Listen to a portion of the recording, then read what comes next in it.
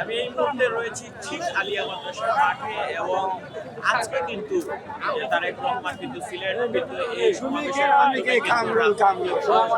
কিন্তু শুরু করতে যাচ্ছেন এবং গতকাল আমরা দেখেছি তিনি কিন্তু রাত ৯টার দিকে শাহজালাল মাজার এবং রাত ১১টার দিকে শাহপুরান মাজার কিন্তু জিয়ারত করেছেন এবং ইতিমধ্যে কিন্তু দেখতে পাচ্ছেন যে সিলেট যে আলিয়া মাদ্রাসা মাঠ রয়েছে এখানে কিন্তু নেতাকর্মীরা মিছিল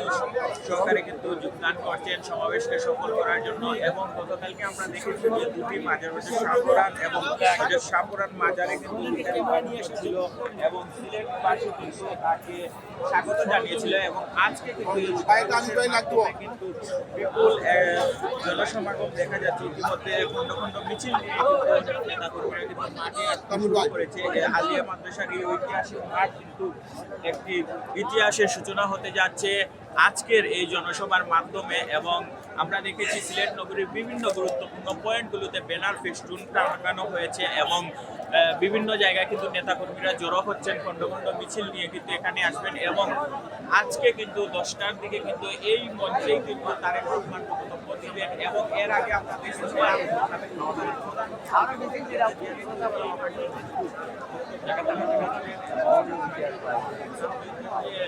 প্রচারণার সূচনা করেছিলেন এর আগে শহীদ রাষ্ট্রপতি জিয়াউর রহমান এই সিলেট থেকে নির্বাচনী প্রচারণা শুরু করেছিলেন এবং অন্য অন্য মিছিল নিয়ে কিন্তু নেতাকর্মীরা মাঠে প্রবেশ করেছেন আমরা দেখেছি এবং এই মুহূর্তে যদি আপনাদেরকে দেখাতে চাই যে মাঠে স্লোগান প্রতিধ্বনি হচ্ছে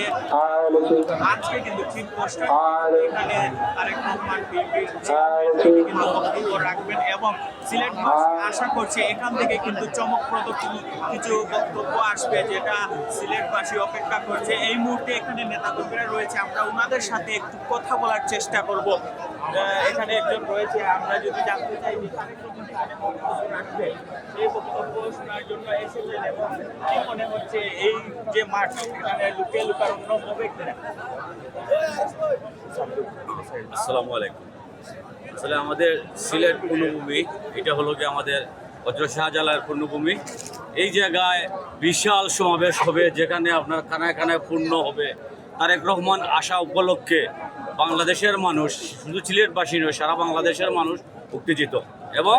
মানুষের মনের যে ভালোবাসা যে আবেগ সেটি নিয়েই মানুষ এখানে আজকে নিঃস্বার্থে সবাই নিজের থেকে নিজে এখানে উপস্থিত হয়েছে। আমরা আশা করি যে তারেক রহমান আসার আগেই আমাদের এই পরিপূর্ণ জায়গাটা পুরো মাঠটাই আমাদের নিয়ন্ত্রণে চলে আসবে এবং কানা কানা পূর্ণ হয়ে যাবে, এটা নিঃসন্দেহে।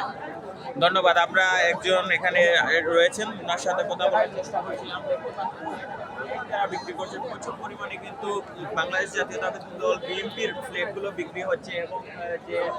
তারেক রহমানের ছবি সম্বলিত যে ফ্ল্যাগগুলো রয়েছে সেগুলো কিন্তু প্রচুর পরিমাণে বিক্রি হচ্ছে এবং আমরা দেখেছি গতকালকে রাত থেকে কিন্তু সুনামগঞ্জ এবং সিলেট জেলার বিভিন্ন উপজেলা থেকে কিন্তু নেতাকর্মীরা আসতে শুরু করেছে এবং এই মঞ্চেই কিন্তু সিলেটের 6টি আসনের যে দানের শীষের প্রার্থী যারা মনোনীত হয়েছে তাদেরকে আজকে পরিচয় করিয়ে দিবেন বিএনপির চেয়ারম্যান তারেক রহমান এবং সিলেট জেলার যারা মনোনীত হয়েছেন দানের শীষের প্রার্থী তাদেরকেও কিন্তু এই মঞ্চে পরিচিত করিয়ে দিবেন এবং আজকে কিন্তু লুকে লুকারণ্য হবে। আমরা এর আগে যে বিএনপির নেতাকর্মীদের সাথে যে কথা বলেছিলাম তারা বলেছিল যে 3 লাখের অধিক মানুষ এই জনসমাগমে